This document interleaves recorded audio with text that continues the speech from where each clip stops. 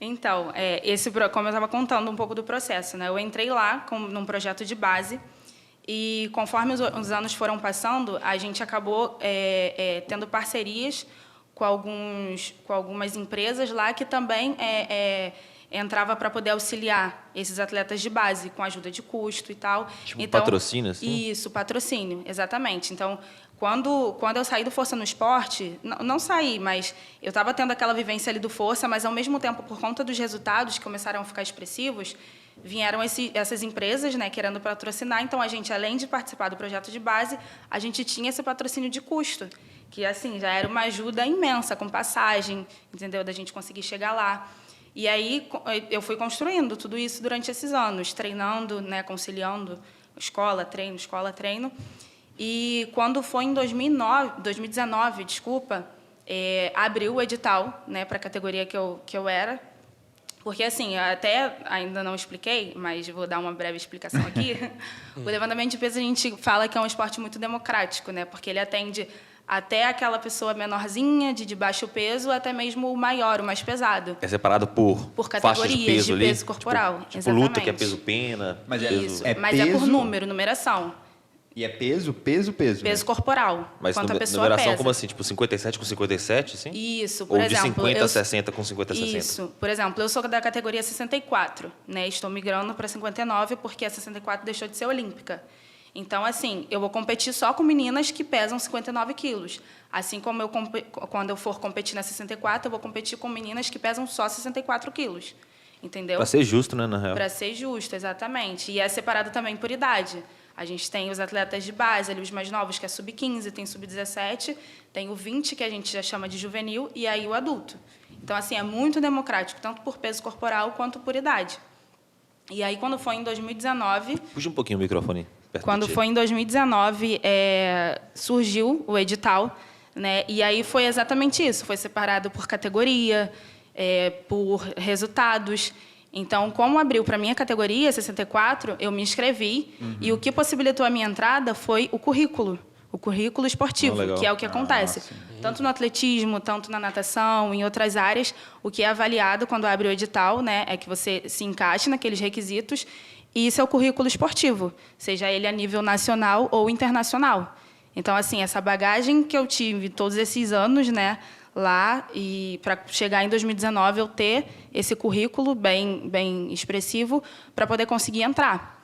E tem um porém também, além de entrar, a gente precisa se manter anualmente, né, ali no alto rendimento, no alto nível, mostrando resultado, porque essa avaliação é anual. Legal. E você comentou que o esporte na Marinha, lá no Cefam, era um funil.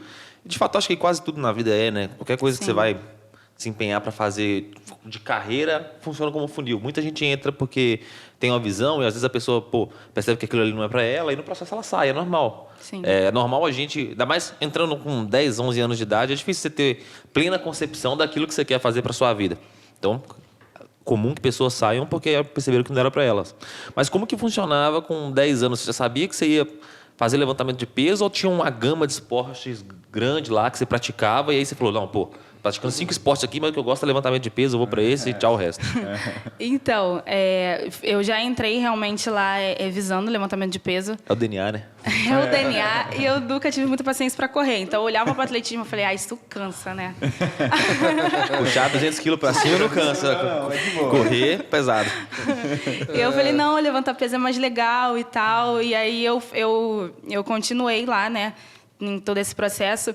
E aí, legal que você falou sobre uma criança de 10 anos olhando para aquilo e o que ela pensa, né? O que ela imagina para o futuro e ter a certeza que é aquilo que ela quer.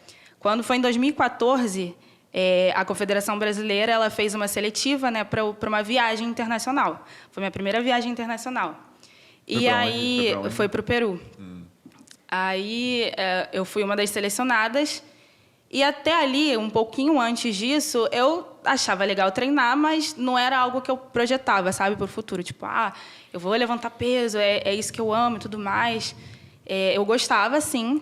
Porém, essa primeira experiência foi muito marcante. Porque, assim, em 2014 eu tinha 14 para 15 anos. Quando tinha 14, não tinha feito 15 ainda, na data dessa viagem. E eu fiquei completamente extasiada com aquilo. sabe? Andar de avião pela primeira vez, conhecer outro país, chegar lá, ver muita gente falando espanhol, falando inglês e tudo mais. Aí eu, cara, que legal, tipo, que possibilidades, né, que eu tô conseguindo enxergar com 14 anos. Tipo, uma menina de 14 anos, de uma família, assim, de classe média, né? E eu falei, já com 14 anos eu pensei, gente, quando que eu iria conseguir fazer uma viagem de avião? Sabe? Tipo, só quando eu pensava assim, caraca, só iria andar de avião se eu fosse adulta e recebesse meu dinheiro para eu pagar minha passagem, para eu pagar minha hospedagem. Aí eu falei, nossa, não, isso tá palpável, sabe? Tipo, tá acontecendo, Mais perto é do que real. parece, né? Mais Legal. perto do que parece. Aí eu linkei, eu falei, não, é o esporte que proporciona isso, sabe? Então, é isso que eu quero, ter essas experiências, conseguir levantar a bandeira do Brasil, sabe, lá fora.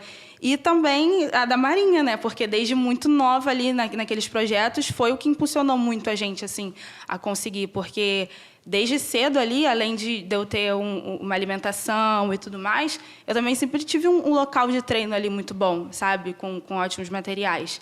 Agora, então, a gente, por conta dos resultados, o centro que a gente treina hoje é o mais bem equipado da América Latina. Caramba, então, assim, esse resultado agora foi o que a gente construiu desde 2009. Meu irmão construiu desde 2009 e a gente também, com o nosso resultado, com o nosso esforço ali juntamente com ele, fez toda essa trajetória aí para a gente conseguir hoje estar dos ginásios mais bem equipados da América Latina. E a Marinha foi a primeira colocada nas Olimpíadas Militares, né? Na última, né? Sim. Do Não, a mundo Marinha, inteiro. sem dúvida alguma, é muito forte. Assim, eles realmente têm uma preocupação muito grande com essa parte do esporte.